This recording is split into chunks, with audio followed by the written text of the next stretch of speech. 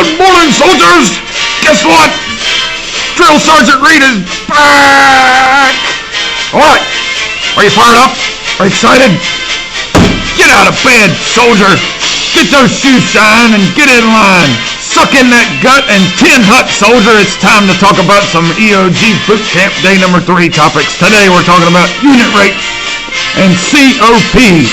So we'll remember and see if you remember what COP actually stands for as we go through our stuff today.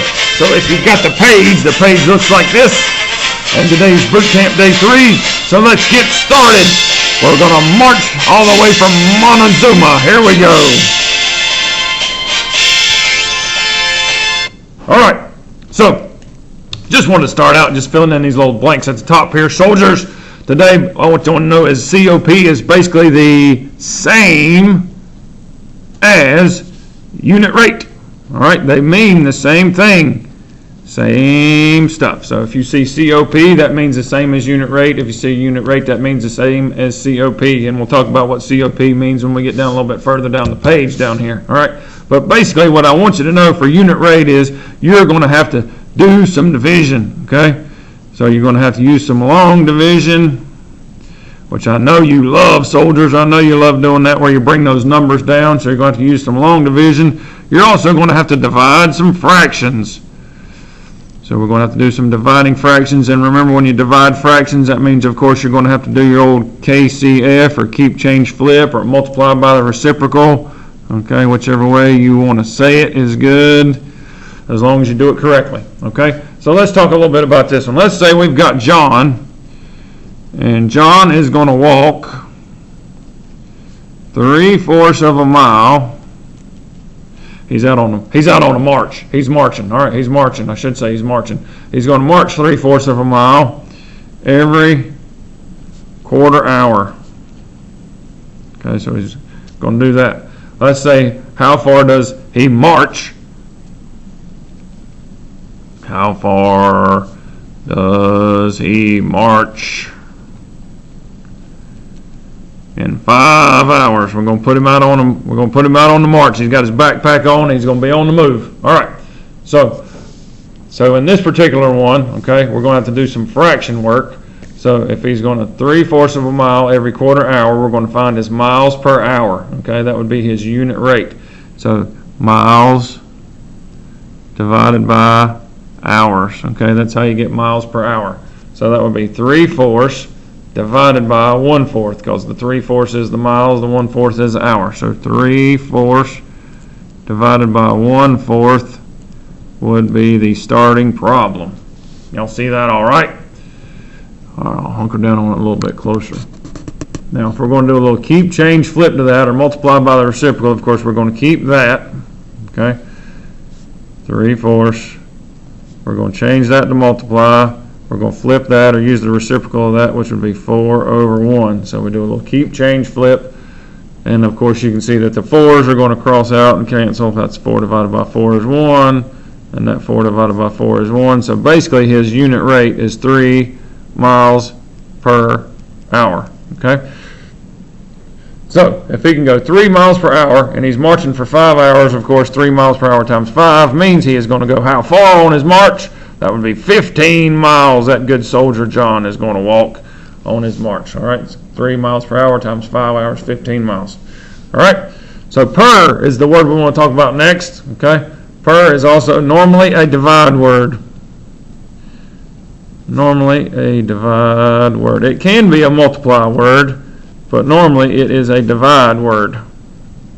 All right, so let's take a little something here. Let's say soldier Kylie. Okay, Private Kylie is working down at the PX, okay, and down at the PX she is going to earn $45.75 for working 5 hours. All right, so she's down at the PX, stocking shelves, checking people out, bringing in the carts, whatever, and she earns $45.75 for working 5 hours. All right. So the question would be, how much does she earn per hour? How much does she earn per hour? So you can see in the wording of the question, right there is our little keyword, per. Of course, normally, like I said, per is normally a divide word, so that means we're going to do 4575 divided by 5, all right? So I'm going to come over here and do a little long division. You always want to put the money in the bank, okay? Put the money in the bank. That means it goes on the inside. 4575 in there. We're going to divide her by 5. I figure you guys could probably do this, so hopefully you know your 5 times tables. 5 goes into 45 9 times. 9 times 5 is 45. Hey, when you subtract that, you get a 0. Bring your 7 down. Okay, 5 goes into 7 once. Subtract that. That leaves you with 2. Bring your 5 down. And 5 goes into 25 5 times. Again, when you subtract that down there and get a 0, that means that's a terminating decimal down here. Terminating, not repeating. So this is a terminating decimal. Alright. And here is her unit rate. She is making $9.15 per hour. That is her unit rate. Also known as her COP.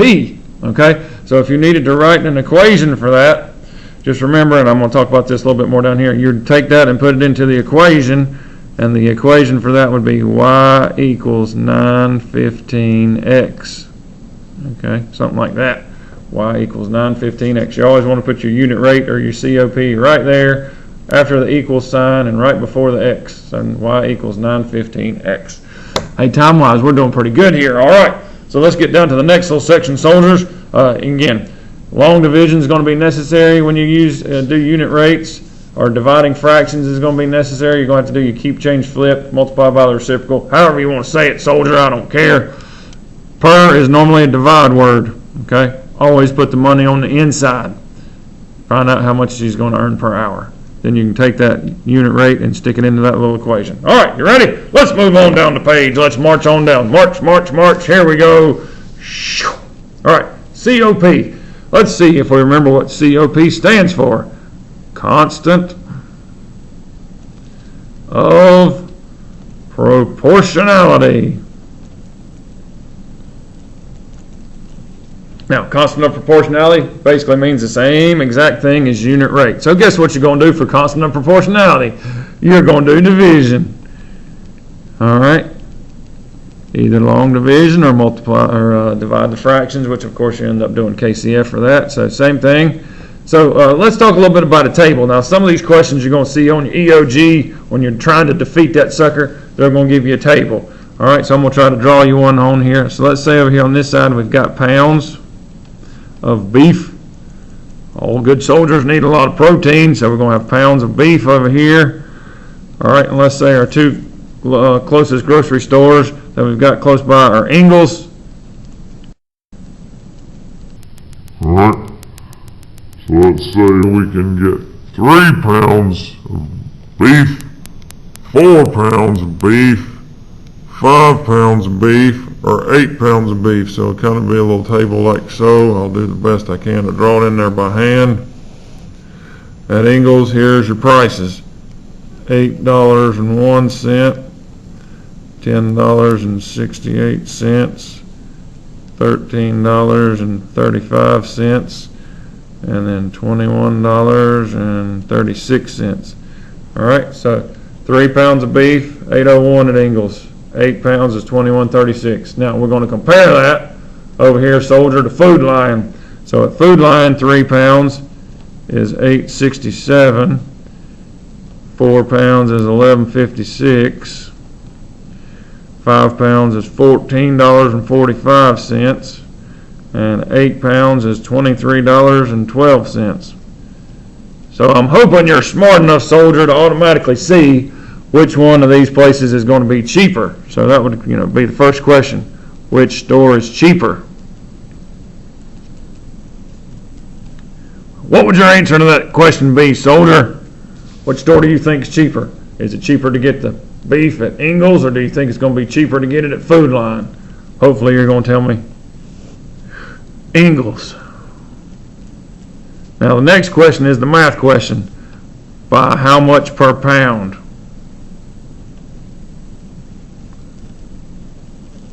Okay. Now, you got to find out how much it is per pound at Ingalls. You got to find out how much it is per pound at Food Lion, and then you would have to find the difference between those unit rates or those COPs and find out how much it is per pound. So you're going to see these tables like this a lot on your EOG, I got a feeling. Okay, of course they'll be closed in like that. All right, so it wouldn't matter. You know, you could do this one and divide it by 3, and you can take Food Lion down here and you can divide that one by 5, or you can divide both of those by 5, whichever one you felt more comfortable doing, okay? Remember, you're going to put the money on the inside, just like we did up here on this problem, every time. So, if you wanted to do, you know, if you felt better doing it by 5s, you'd find out the unit rate for that one. It doesn't matter, okay? You can use any of them that you want to use, okay? So, I'll just, real fast, because I don't want to take up too much of your time, I'll just tell you, if we do this in here, all right, 5 goes into 1335, and that would give you a unit rate of $2.67, okay, at Ingalls. Over here on Food Line, if you take that one and divide it by 5, that would give you a unit rate of, in any of these, those should be the answers you get, okay? For Ingalls, you should get 267. For Food Line, you should get 289. Doesn't matter which of these you do, okay? So once you divide those out and find out what their unit rates are, or their COPs, then of course by how much per pound. So how much cheaper is Ingalls per pound on their beef than Food Line? So then you can subtract those and say, okay, 289 minus 267, and how much am I going to save? Well, it looks like I'm going to save 22 cents per pound, okay? 22 cents or 22 hundredths per pound. That would be how that would work. All right. Now, the other thing I want to talk to you real fast before we finish this up is about what the graphs ought to look like. Okay, so you're going to see some graphs on here. Of course, you've got the x-axis down here on this end, and the y-axis up here running this way. The graphs are going to need to look something like this. Okay, so I just wanted to refresh you about a couple things here, soldier, so you don't get lost in the dust out there and get lost in the desert. It's got to have these things. It's got to start at 0, 0. Okay, so it's got to start down here. If it starts up here anywhere, or if it starts over here on the x-axis somewhere, that's not going to be a proportional graph. It also has to be linear. Okay, it can't just be zigzagging all over the place. It's got to be straight line. Okay, so it can be like that. It can come down here a little more shallow. It can be steeper, whatever, but it's got to be linear. Okay, the thing you need to be able to do is, of course, come down here across the x-axis. It's going to give you some different numbers. Come in here across the y-axis, give you numbers. You need to be able to figure out what it is at 1, whatever, okay? So wherever the 1's at, okay, you just need to take and trace it up and find out what that is. Because 1, whatever it is, okay, is the important thing. That should be 1y, I guess I should say. 1y, because the 1's going to be the x number. So 1, whatever, where that crosses in here, that's your important spot.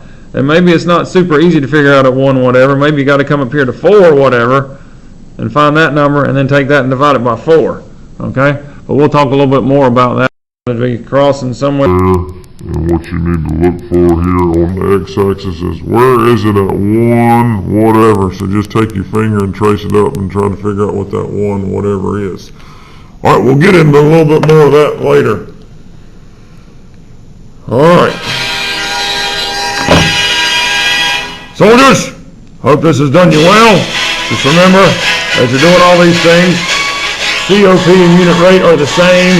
You're going to be doing some long division or dividing fractions in any situation. When you get your little tables down here, make sure you compare the COPs and make sure you find out how much different it is between each one of them. All right? We'll talk some more about the graphs in a future video. Don't worry about that, but know that the video, it's got to start at 0, 0, it's got to be linear, and 1, whatever, is the important part of the graph. All right? Hope you have a great day. Get out there and get up off your butt and tin hut and suck in that gut. March around a little bit and get you some exercise. Don't sit around and take selfies all day, you dingling. Until next time, this is Sergeant Reid saying sayonara, adios, and we'll see you next time.